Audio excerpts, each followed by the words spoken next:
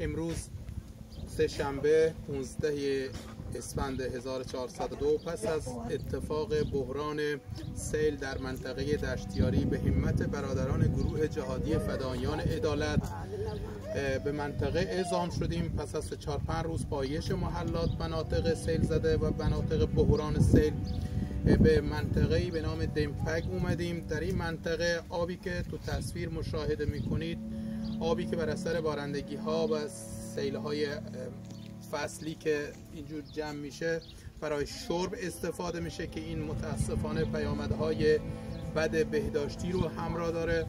بر این باور شدیم به اتفاق خانه فکر گروه جهادی فدایان عدالت مخزنهای آب بهداشتی رو برای اهالی این روستا تهیه کنیم و تا زمانی که یه فکری بیاندیشیم برای بحث مسئله آب شرب بهداشتی.